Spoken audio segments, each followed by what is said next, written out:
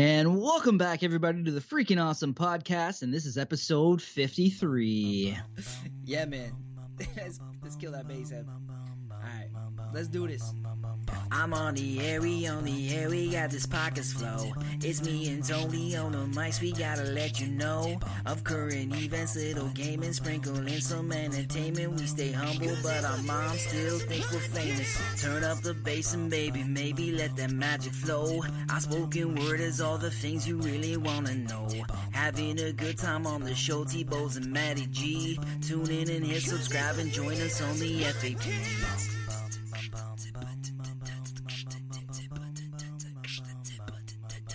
Welcome back, everybody, to the Freaking Awesome Podcast. I'm your host, Anthony Bowes, and sitting virtually across from me is my sometimes running late co-host, Matty G. How you doing today, Matty? Hey, I'm just early for next episode. That's right. Boy, you're at least ahead of time for that one. So,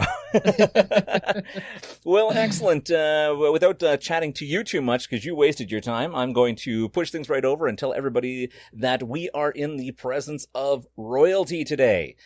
We have an amazing guest. He is an American musician, a technologist, an entrepreneur, and philanthropist. He is known for his saxophone and rhythm guitar work with Pink Floyd, Supertramp, and Toto. He is also an adjunct professor for the University of Southern California's Thornton School of Music. That's amazing. And not to mention, he has an amazing new interactive or an immersive musical think experience. And today we have Scott Page. Scott, thanks very much for joining us today. Yay! I've been waiting for Scott Page on your show. How is everybody? That was quite an intro, my friend. Thank you very much. Royal. Well, I don't think I can actually say I don't think it's myself so much royalty, but I can say I've been around a lot of rock royalty. That's for sure. Wow. Getting to play with a lot of folks, but yeah, thank you very much for the kindness. Though. Oh, definitely. You know, you're even if you think it's or royalty by association, your killer sax chops makes you royalty alone. Oh, thank you very much. That's amazing. I got a chance to watch some videos of you playing with Pink Floyd, and it's amazing. I got to tell you, and actually we had a young artist on the show not too long ago, Mike Ruby, who is also a saxophonist, and he's more of like a pop singer now. But when I had mentioned to him, you just don't find good saxophone music in a lot of bands today, and I think it's like something that's just completely missing out of today's genres. Yeah, it's interesting. What's actually funny, if you think about it, a lot of the songs, they don't really have solos in them anymore. Right? If you listen to most of the music, there's not really solo sections with guitar players playing along solo and stuff. So the form has really changed. It's kind of back-to-back vocals with little interludes and things. Mm-hmm. But yeah, I know it's a drag. I wish there was more saxophone. I mean, there's some great saxophone players out there these days. That's the beauty of YouTube. You're seeing some of these young artists that are coming up, and they're mind-blowing. There's like some kid, I can't think of his name right now. He's like 11 years old, and he's playing, John Coltrane solos, note for note, at 140 beats per minute stuff. And you're going, how do you do that at 11, right? Yeah, exactly. But yeah, there's a lot of great saxophone players. Yeah. I gotta say, it's good to know that there's still some of the younger generations that are interested in instruments like the saxophone versus everybody who just wants to pick up a guitar and drums and kind of keep moving. So to see the brass and the woodwinds and everything still out there and being part of that rock and roll experience is quite nice. But it's nothing like the 80s. I mean, the 80s had flaming saxes everywhere. Hey man, if Hollywood can reboot all the old movies, why can't there be a resurgence in musicality? Yeah. Huh? Yep. Right? Yep. Yeah, it's interesting, because I mean, music has gotten to a point where it's so, like when we go make records now, I go in and I'll throw a couple takes down, and they'll say, that's fine. I said, well, wait a minute, look, what do you think? Don't worry about it. We'll just take it, flip it, twist it, tune it, make it, they fix it up. They can basically make anything work now. Scott just comes in with a Smartie box, blows into it, and they're like, yep, it's gold. We'll take care of it. That's good. That's fine. They'll just throw me through some kind of processor and make it good. Yep. Yeah, because I mean, back in the day when we were making most of our records, you had to play top to bottom and put solos on very little, what they call punching in and fixing parts. You had to muster up the energy and try to make sure you got a good solo down that felt good and had some soul. And, I think that's one of the things that's so great about and why so much of the old music still stands the test of time, right? It's because we weren't victims of overchoice, which I think we are today. You go in the studio, like I said, and, you've got we used to just have, anywhere when it first started 8 tracks and 16 tracks and 24 tracks. And now it's just unlimited amount of tracks, and you can tune the things that aren't in tune. You can fix the time on things. Oh, it's a totally different world. And especially the part that I miss the most is, some of the great little mistakes that you would make were such valuable parts of records in those days. Yeah. They were like little acts of God, and now that all gets mixed out because that solo button, which I say is the most dangerous button on the recording console. Because then you can really hear what you actually played. Yep. When we do records, you go in and cut a track, and you'd go, wow, it's really good, and you get up the next day, you go listen to it, you say, it's really smoking. Let me hear the bass, and you solo the bass, and you go, that bass is a little bit out of tune. We should fix that.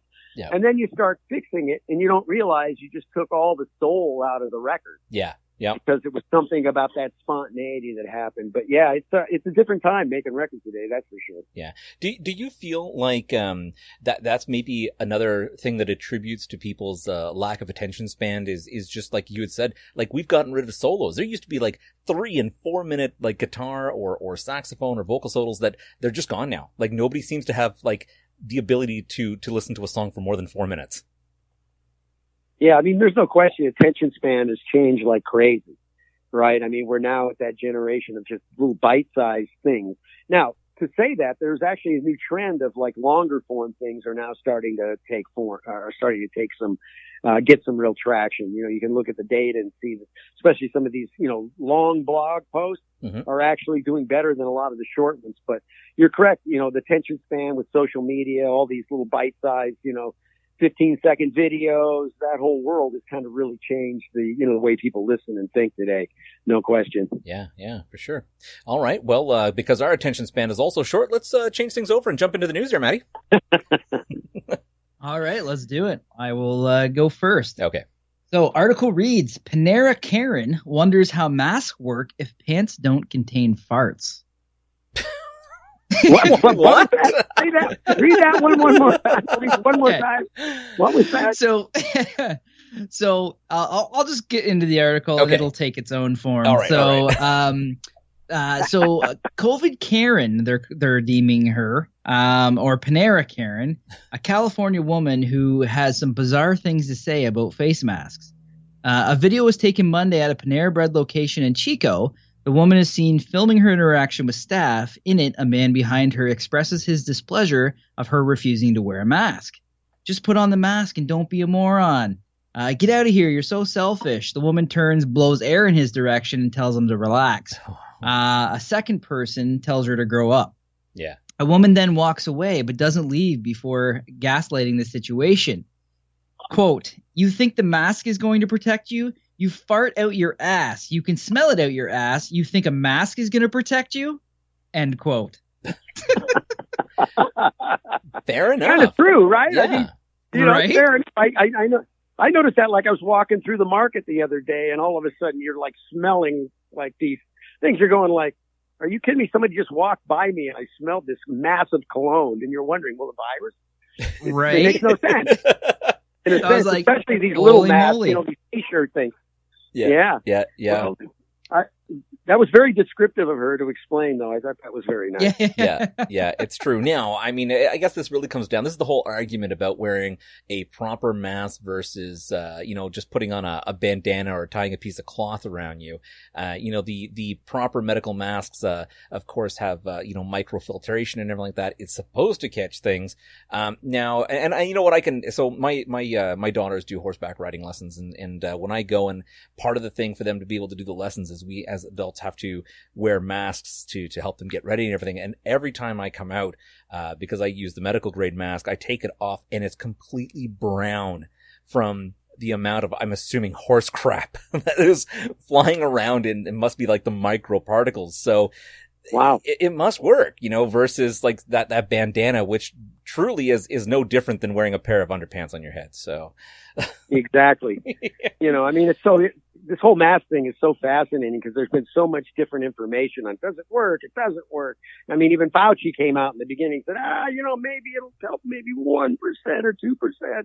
And then, no, now we got to wear a mask, so it's so interesting that we're not getting real information. It feels like we're getting so many conflicting messages about that thing. Right. And so, yeah, it's definitely hard to imagine some of these little bandana masks are really actually doing much, but it's probably more about people just reminding them to stay away and things. Although when you're in the markets and in these places, people pretty much stay away, but they're not like, worried about 6 feet. That's for sure. Yeah, for sure. All right. My article today, I've got a couple of short ones, which is great because, we've got lots of questions for Scott. My first one is titled Spider Blamed for Car Crashing into Boats at the Yacht Club. So here's something you don't see every day. Huh? Yeah. So a 19-year-old driver was basically claimed that a spider had fallen onto her. She panicked and couldn't stop her car, which ran through a parking lot, over a curb, over a dock, and ended wedged between two boats in the LaSalle Yacht Club in Niagara Falls. Oh my god! Now there is video footage of this and pictures, and it is absolutely insane. And the whole basically bottom line was a spider landed on the girl. Our girl freaked out and landed between two boats with her Chevy. You'd think, a spider lands, do you forget how your foot goes to the brake? Right. When that happens? You would think like, oh my God, I put my foot on the brake. And that'd be the first thing you would do. You right? would do a hard jerk over, hit the brakes and jump out of the car if it was something that bothered you that much. Not hit the gas in the hope that the spider's going to fly into the back seat. Like, I'm taking you with me, you son of a bitch. It's true. Jeez. So super short. Those wacky humans. Yeah, exactly. Luckily, nobody was hurt. But you should see the picture of the boats because it landed on the front of one of the boats. It's completely destroyed. Like the car is halfway into the boat, and the other side was on the other half. It's also basically sitting on a pier pole. Like it's just it's a mess. So I wonder what the insurance claim is on that. How does that work? Right. I mean, she has been charged with reckless driving. Yeah, I mean, and what is there insurance for stupidity? Like, I don't think so, man. No. If it was an animal, it's act of God. Yeah, exactly. But right. these boats. So of course this whole thing is a viral video that has now had over 100,000 views in the short time that this has happened. But I would imagine being a boat owner alone, the damage to the boats were probably between $50,000 and $100,000. Just looking at what I'm seeing. Easy.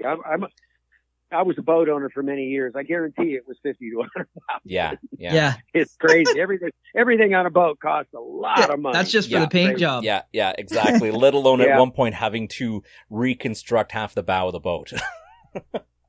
Oh yeah, well, that means you got to get it pulled out, brought into the yard, fixed. I mean, it gets very expensive. Yeah, and trust me, those guys, they know at the boat yard, they really know how to make you write some checks. Oh yeah. The craning out is over like $1,300 alone right there.